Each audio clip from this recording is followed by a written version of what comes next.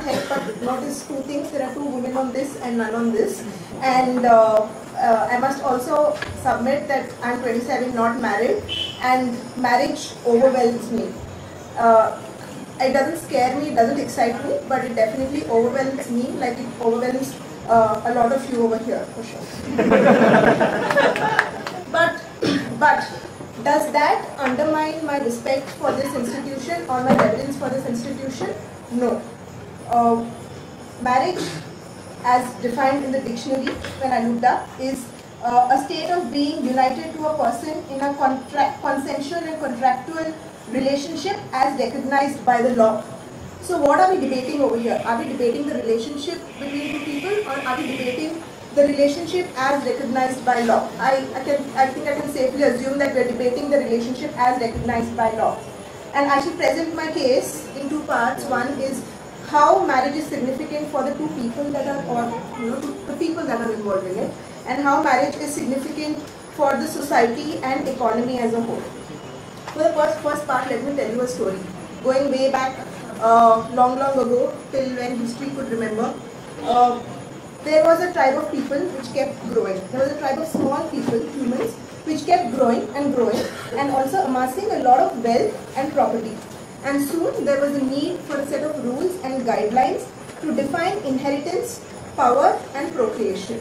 And that is when two people, their names were man and woman, in this group came together and decided to commit themselves as a partner to each other and live their lives according to a set of guidelines. And that, my friends, was the first marriage of history.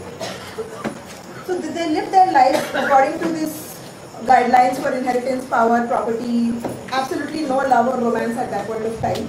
And that's how it started. After which several couples followed suit and entered into marriage.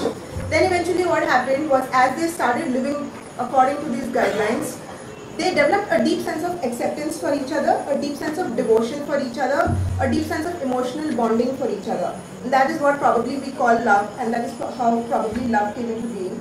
And a lot of the single people who are not married then started aspiring to get married, not only for the practical reasons, but also to get a feel of this sense of happiness and being which these so-called married people seem to have. And that essentially has not changed from long back till today.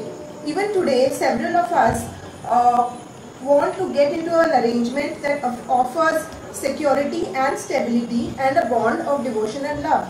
And that is what essentially marriage is all about. So man and woman are two different beings from different planets. They are wired differently, they think completely differently, and one is from Venus, other is from Mars. They have several qualities and strengths in themselves which lack in the other. Men, for example, are more logical, have a lot more reasoning skills, etc.,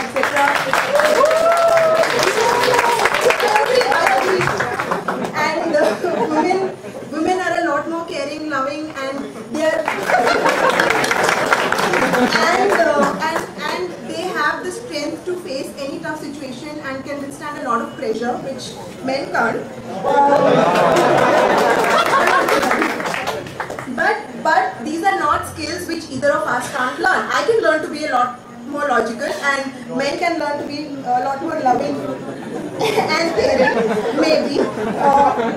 No, the point being, all of these are skills which we can all learn. But marriage is about working in a team and about building partnerships. And would you rather work in a team and make use of each other's strengths rather than build up? It's like signing a 50-year bilateral contract between two countries who are very different, like India and China.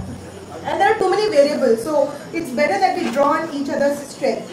Another basic fact is that humans are not monogamous, right? And marriage is an attempt to check on the human sexual partners for safe propagation of species, and that is a very basic reason why marriage came into being. And that brings us to the significance of marriage and society. Institution of marriage has not failed, but it is constantly evolving with with a lot of new things like feminism and women beginning to vote. A lot of equality has come into marriage. Now, in survey conducted by the Time magazine, the median income of marriage